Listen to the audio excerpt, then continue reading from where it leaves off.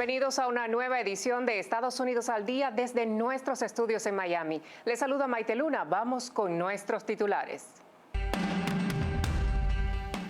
El presidente Donald Trump firmó una orden ejecutiva para reducir el personal del gobierno federal, alineándolo con sus prioridades.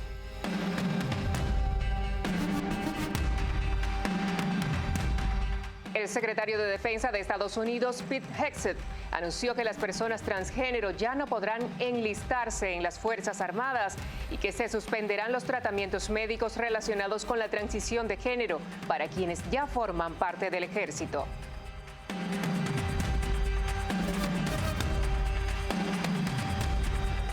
Los senadores republicanos Rick Scott y Tommy Tuberville reintrodujeron la ley Democracia para aumentar la presión sobre el régimen cubano con sanciones y restricciones de viaje a altos funcionarios.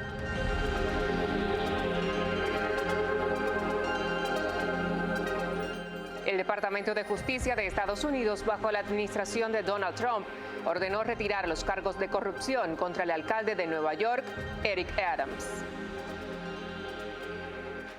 El presidente Donald Trump firmó una orden ejecutiva para reducir el personal del gobierno federal, alineándolo con sus prioridades. Las agencias colaborarán con la unidad de reforma de Elon Musk para eliminar puestos y cerrar departamentos. Además, se aplicará una regla de contratación de 1 por cada 4 empleados que se retiren, exceptuando sectores esenciales. El Departamento de Eficiencia Gubernamental liderará la reestructuración con 2.3 millones de empleados civiles. La medida busca agilizar el gobierno y redefinir su papel en la economía. El presidente de Estados Unidos, Donald Trump, firmó una orden ejecutiva para sentar las bases de recortes de personal masivos en el gobierno federal. La medida busca reducir el tamaño del aparato estatal y alinear sus funciones con las prioridades políticas de su administración. El decreto instruye a las agencias federales a colaborar con la unidad de reforma gubernamental de Elon Musk para identificar áreas donde se puedan eliminar puestos de trabajo o incluso cerrar departamentos completos. Además, se implementará una regla que limitará la contratación de nuevos empleados a solo 1 por cada 4 que abandonen la fuerza laboral federal. Quedarán exentos de estas reducciones los empleados cuyas funciones sean esenciales para la seguridad nacional, la seguridad pública, la aplicación de la ley y el control migratorio. Trump ha defendido estas medidas argumentando que harán que el gobierno sea más eficiente y menos burocrático. La orden fortalece el Departamento de Eficiencia Gubernamental, que tendrá un papel clave en la reestructuración del Estado. Actualmente el gobierno federal cuenta con aproximadamente 2.3 millones de empleados civiles, sin incluir el servicio postal, aunque la cantidad de trabajadores del gobierno ha disminuido en proporción a la fuerza laboral total en las últimas décadas. La decisión de Trump busca acelerar esta reducción y redefinir el papel del sector público en la economía del país. El secretario de Defensa de Estados Unidos, Pete Hegseth, anunció mediante un memorando que las personas transgénero ya no podrán enlistarse en las Fuerzas Armadas y que se suspenderán en los tratamientos médicos relacionados con la transición de género para quienes ya forman parte del ejército. Esta medida refuerza la política impulsada por el presidente Donald Trump para restringir la participación de personas trans en el ámbito militar. El documento, fechado el 7 de febrero, fue revelado públicamente este lunes en el marco de una demanda contra el decreto de Trump. En él se establece que a partir de su publicación queda prohibido el reclutamiento de individuos con antecedentes de disforia de género, lo que impide nuevas incorporaciones de personas trans al ejército.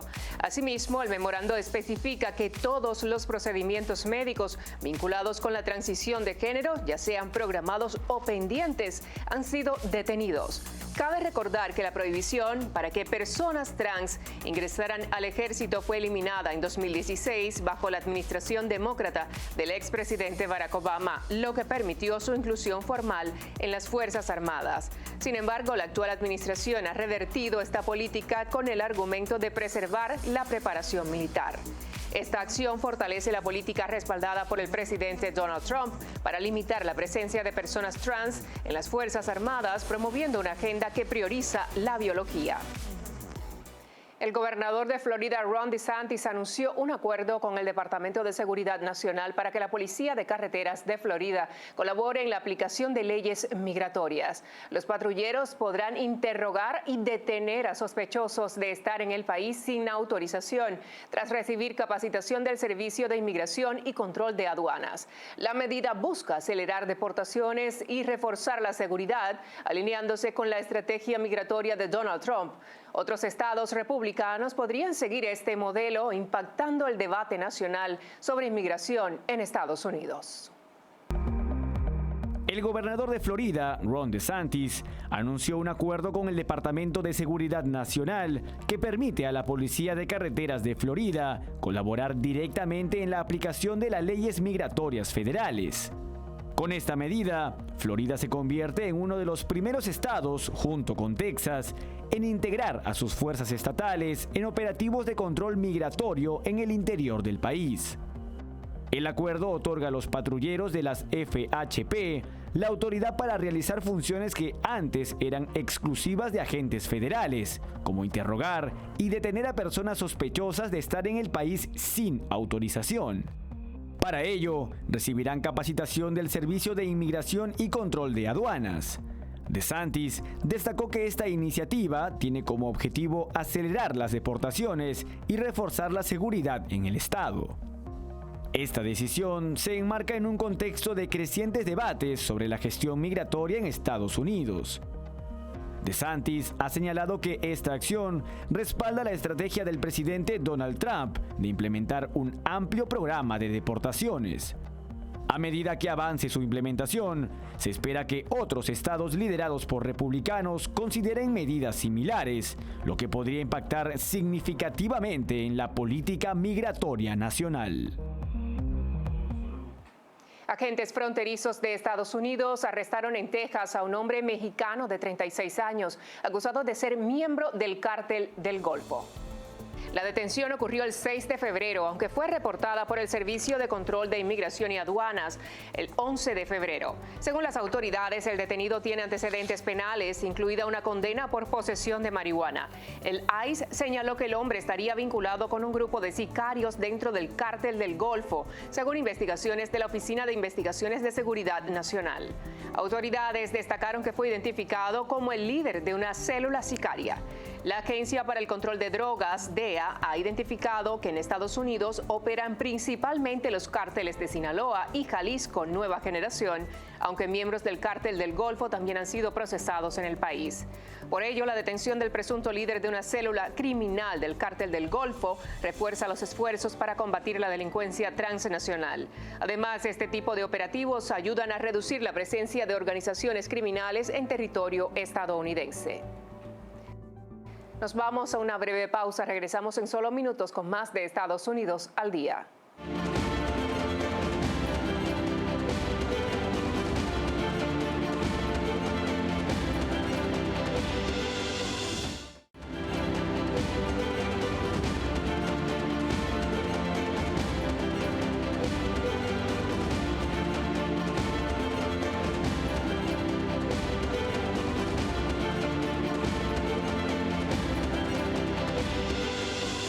La NASA y SpaceX adelantaron las fechas de lanzamiento y retorno de las próximas misiones de tripulación a la Estación Espacial Internacional.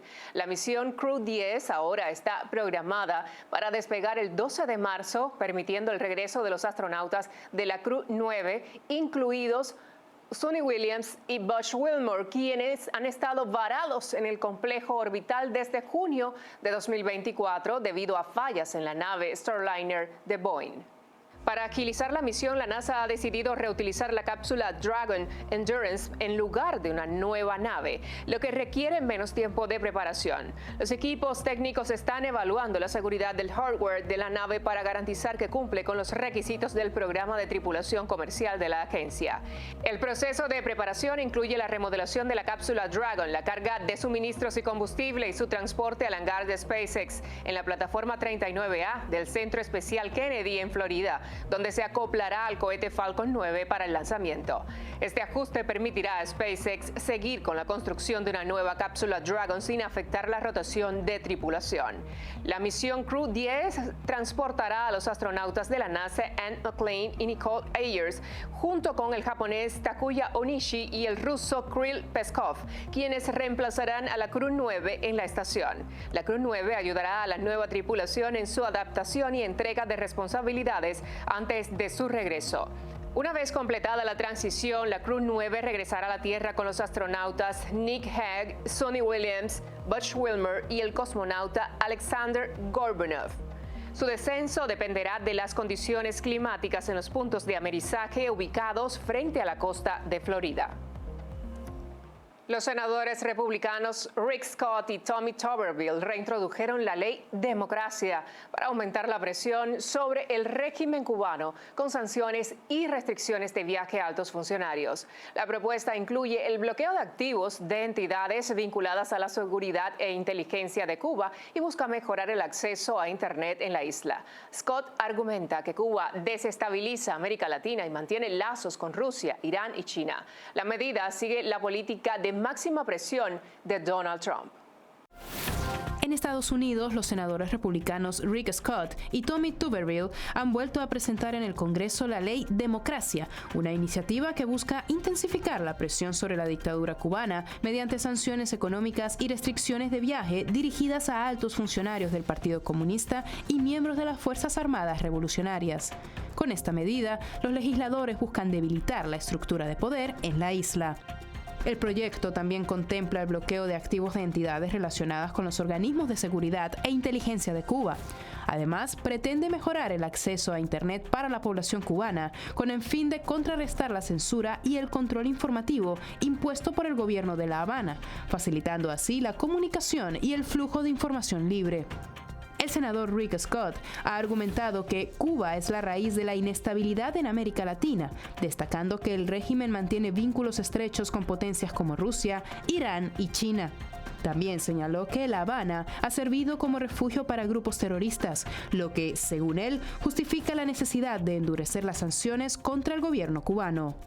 Esta propuesta se alinea con la política de máxima presión aplicada durante la administración de Donald Trump y establece condiciones estrictas para levantar las sanciones. Entre los requisitos figuran la liberación de presos políticos, la legalización de partidos opositores y la organización de elecciones libres bajo supervisión internacional, medidas que buscan una transición democrática en la isla. Ante las continuas violaciones de los derechos humanos en Cuba, la reintroducción de esta ley refuerza la postura firme de los republicanos contra la dictadura castrista, que continúa impulsando una profunda crisis económica y social. Washington se encuentra en el centro de una nueva controversia tras las recientes declaraciones del senador Ted Cruz, quien acusó a la Agencia de los Estados Unidos para el Desarrollo Internacional, USAID, de haber dirigido cientos de millones de dólares a grupos terroristas, entre ellos Hamas. Según el legislador, estos fondos fueron entregados tanto antes como después del ataque del 7 de octubre contra Israel, lo que ha desatado fuertes críticas sobre el manejo de los recursos públicos. Cruz afirmó que el financiamiento de USAID a Hamas ha sido amplio y en gran parte realizado de manera encubierta.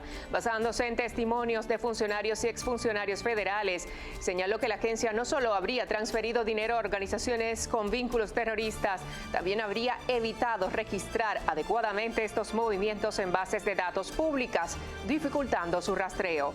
Uno de los aspectos más preocupantes de estas acusaciones es que USAID habría destinado recursos a la Unlimited Friends Association, un centro comunitario en Gaza que, según Cruz, tiene nexos con Hamas. Además, se indica que la agencia otorgó importantes sumas a organizaciones que colaboraban con un ministerio en Gaza, liderado por un alto miembro del grupo terrorista.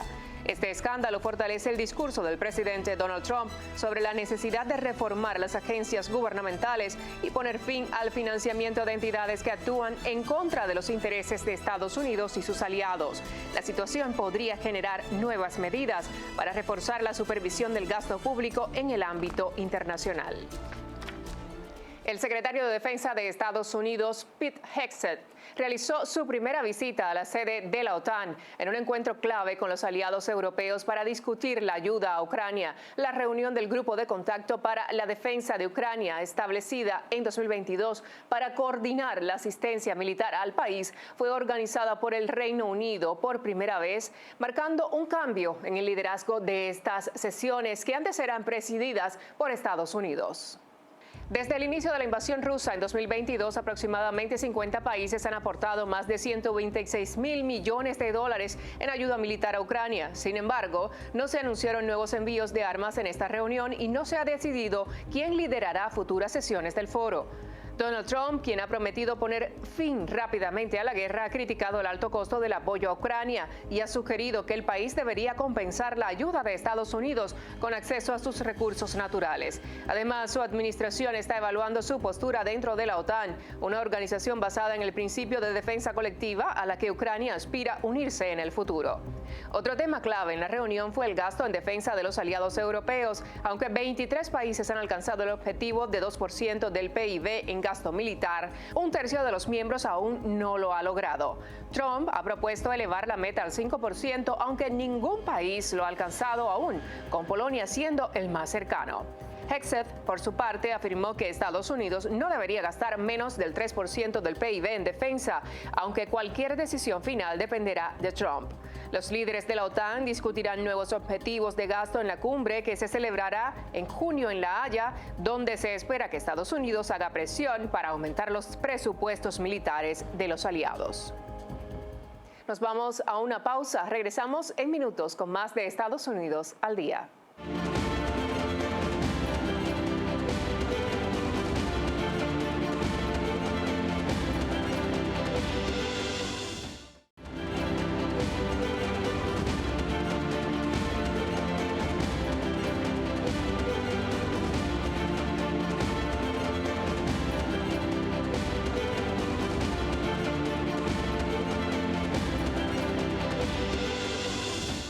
El Departamento de Justicia de Estados Unidos, bajo la administración de Donald Trump, ordenó retirar los cargos de corrupción contra el alcalde de Nueva York, Eric Adams. Emil Bowe, subsecretario de Justicia, argumentó que el caso interfería en las funciones de Adams, especialmente en inmigración y seguridad. Adams, acusado de soborno y fraude, se declaró no culpable a pesar de su militancia demócrata. Adams ha mostrado cercanía a Trump en temas clave como la migración. El Departamento de Justicia de Estados Unidos, bajo la administración de Donald Trump, ordenó el lunes retirar los cargos de corrupción contra el alcalde de Nueva York, Eric Adams. La instrucción fue emitida por Emil Bowe, subsecretario de Justicia y ex abogado de Trump, quien pidió que el caso se desestimara lo antes posible. Según Bowe, el proceso judicial contra Adams estaba interfiriendo en sus funciones como alcalde, especialmente en temas de inmigración y crimen violento.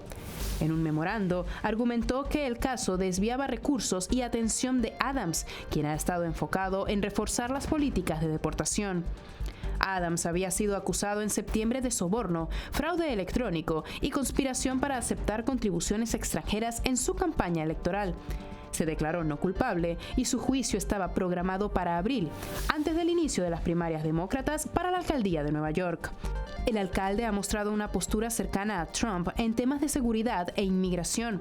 A pesar de ser demócrata, asistió a la toma de posesión del expresidente y se reunió con él en Mar-a-Lago antes de su investidura, donde discutieron asuntos clave para la ciudad.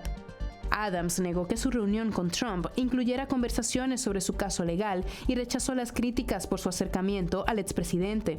Defendió su postura asegurando que su responsabilidad es velar por la seguridad y el bienestar de Nueva York, sin importar las diferencias políticas.